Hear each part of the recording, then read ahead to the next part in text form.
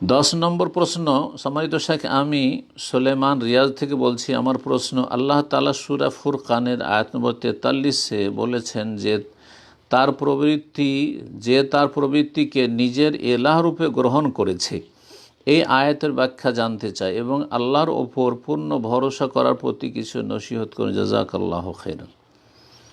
জি, প্রথম প্রশ্ন হচ্ছে যে সূরা ফুরকানে আল্লাহ যে বলেছেন যে তার প্রবৃত্তিকে নিজের এলাহ রূপে গ্রহণ করেছে। আফার আইতা মানিত্তাখাযা ইলাহাহু হাওয়া, আল্লাহ কোরআন কারীমে 2 জায়গায় রয়েছে আয়াতটি, তার একটি সূরা ফুরকানে। আফার আইতা, আচ্ছা তুমি জানো কি, মানিত্তাখাযা ওই ব্যক্তিকে বা এমন ব্যক্তিদেরকে, ইত্তাখাযা ইলাহাহু হাওয়া, যারা নিজের কুপ্রবৃত্তিকে বা নিজের মনের কামনা বাসনাকে উপাস্য বানিয়ে ফেলেছে, ইলাহ বানিয়ে ফেলেছে।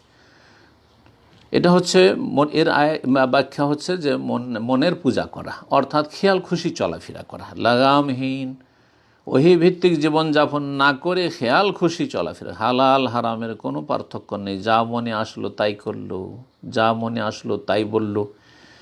জি, হালাল হারামের কোনো পার্থক্য যাদের কাছে নেই, খেয়াল খুশি ধর্মকর্ম করলো, যখন মনে হলো সে সালাত পড়লো, যখন মনে হলো সে মনের রাজা। এক কথায় যারা মনের রাজা, মনের পূজা করে, মনে যা চাই তাই করে, মনে যা চাই তাই বলে, তাদের ক্ষেত্রে আয়াত ফিট। তারাই হচ্ছে কুপ্রবৃত্তির পূজারী, ইত্তাখাযা ইলাহাহু হাওয়া।